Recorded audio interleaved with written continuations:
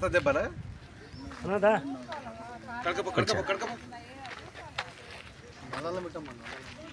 అరే నా బండ్లే అన్ని ఫస్ట్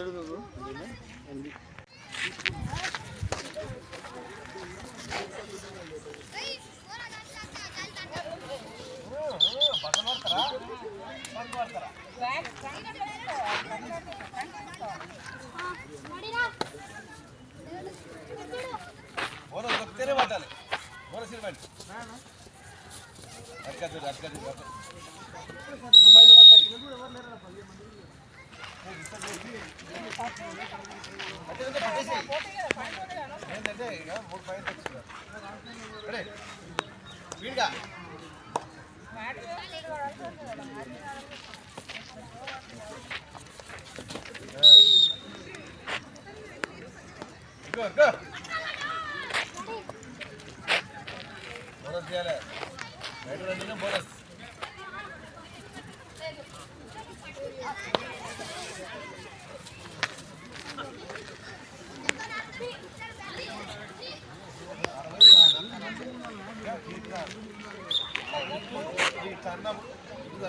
ఇంకా ఉంది.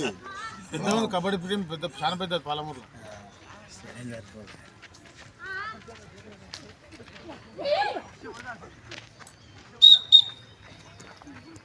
చెప్పు తిరుపతి ఏం చేయాలో చెప్పు.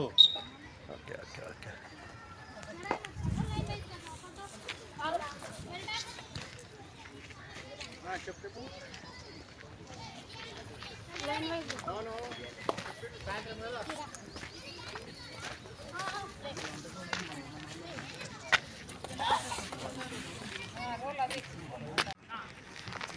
నీ దీంట్లో కూడా నీ దీంట్లో కంపెనీకి వస్తుంది మళ్ళీ ఆయన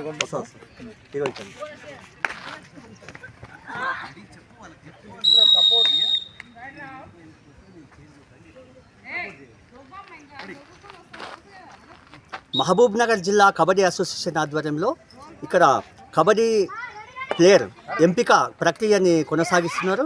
జిల్లా కబడ్డీ అసోసియేషన్ జిల్లా కార్యదర్శి మన దగ్గర ఉన్నారు. ఆయన ఈ సెలక్షన్ ఏ విధంగా ఉండబోతుంది, ఎందుకోసం ఈ సెలక్షన్ చేస్తున్న అనే అంశాన్ని మనము అడిగి తెలుసుకునే ప్రయత్నం చేద్దాం.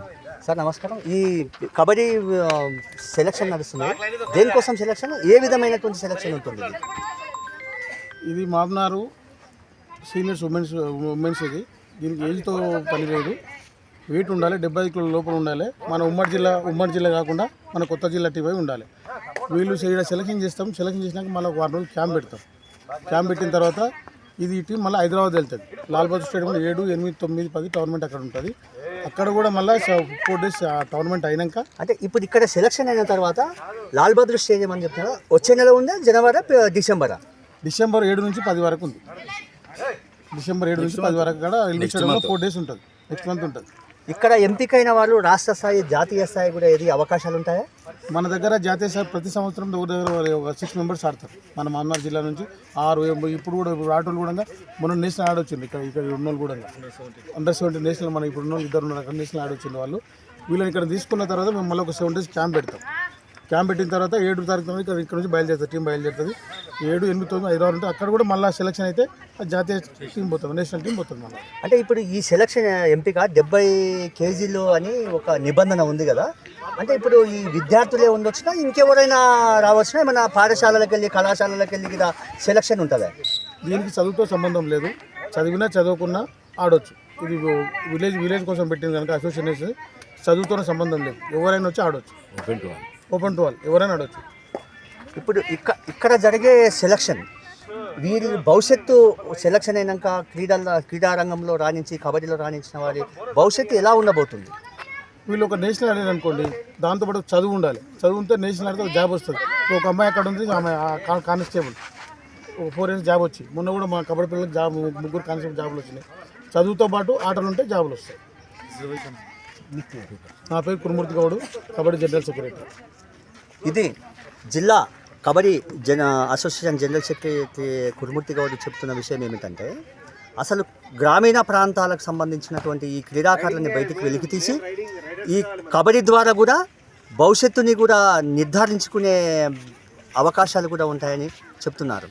ముందు చూపు, మహబూబ్ నగర్, తిరుపతయ్య.